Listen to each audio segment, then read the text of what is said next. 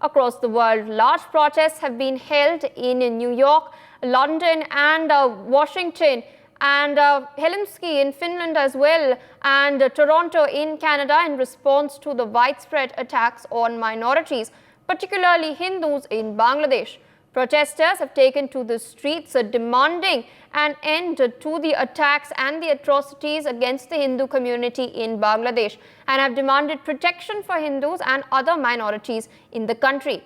Meanwhile, Bangladesh's capital Dhaka, as well as the second largest city, Chittagong, also witnessed lakhs of people attending massive protest rallies in order to contest against a spate of targeted attacks against Hindus and the vandalization of temples following the fall of the Sheikh Hasina-led government.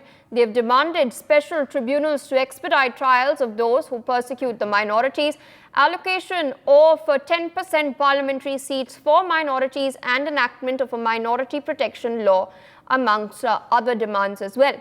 Additionally, Mohammad Yunus, who has taken charge of the interim government in Bangladesh, has condemned attacks on minorities and has termed them heinous and urged the youth to protect all Hindu, Christian and Buddhist families from harm.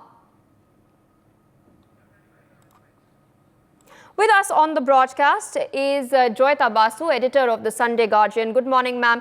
Thank you for speaking to us on NewsX. We've been seeing horrific visuals from Bangladesh: temples attacked, houses burnt down, Hindus lynched on the roads, and now it seems that Hindus across the world are now coming out, taking to the streets, demanding for justice. Mohammad Yunus has addressed the fact during his address to the country after he landed, but there seems to be no action that has been taken by the Bangladeshi government. What do you make of this? Do you think that was just mere lip service, or something will actually be done? No, I don't think Mohammad Yunus will do anything. He is not interested in anything. He is just there to serve American interests. He is a frontman of American deep state. If you read the Sunday Guardian today, you will know that, this guy is basically serving his... He was basically paying, Clinton Foundation and all, and that is the reason why even when Bangladesh was having fair elections and all, they have been wanting to prop Yunus up. So this guy is nothing but an American puppet. So no, I don't think he will do anything. He will let the things go on the way it is. So it is the international community that will have to come down heavily on him. It is the Americans who will have to be told clearly that, listen, you go around bashing us about so-called minority oppression and all. And when it actually happens in our neighborhood, that you do nothing. Given that Mohammad Yunus is a U.S. front guy, is a U.S. puppet, only the U.S. will make him work. So it is incumbent on our part to basically put pressure, lobby, whatever, with the U.S. government so that this guy works. This guy is an ineffective. He is 84 years old. He has no business running a country. But then he is there because, Hillary Clinton loves him. Obama loves him. That is the reason why. As for the Hindus, yes, it is time Hindus understood that, listen, Islamists are not your friends. Okay? And in fact, if India is secular, it is because of the Hindus. Let's make no mistake about it. As long as Hindus are in a majority in this country, India will stay secular. The day things change, India will go the Bangladesh way.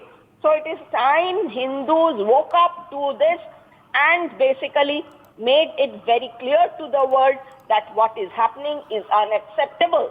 In fact, India should impose trade restrictions on Bangladesh until things actually turn to normal.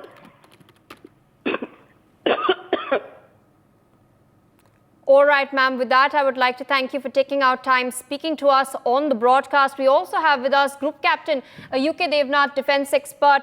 We were just speaking to Joyita Basu of the Sunday Guardian. She stated that it is very obvious that there is a hidden hand of the United States that is involved with the current predicament of Bangladesh, with the ouster of the Sheikh Hasina-led government, and putting up and propping up Mohammad Yunus as the interim head of the government at the moment. Do you think that the US, that this is a card played by the US? There is a very high probability that US overplayed its cards in Bangladesh this time. US was very keen to have certain amount of influence in Bangladesh. US was very keen to acquire a small island called Saint Martin near Chattogram in the southeastern part of Bangladesh. Probably US wanted that particular island so that it could set up a base to monitor China. However, Sheikh Hasina's government for last so many years was not very keen and never promoted or agreed to hand over this island to US. There is a probability that the present government, interim government, or the would-be government of BNP, in case after election BNP comes to power, they will hand over this island to America under American influence. However, having said that, India is very much aware of this situation, and we are already in touch with interim government of Bangladesh. Any future government of Bangladesh, India will definitely interact in a very positive manner, will maintain good relations with that government, and definitely government of India will definitely not like another American base at the backyard of India, especially very sensitive part of India. If American influence increases in Bangladesh, jihadi elements, if their influence increases in Bangladesh, we are particularly worried about jihadi influence in Bangladesh. You see, our entire northeast, Tripura, Manipur, Nagaland, they are very sensitive areas, and we would not like any government of Bangladesh to directly or indirectly support divisive powers in East India. Yes. For more such videos, subscribe to the NewsX YouTube channel, hit the bell icon.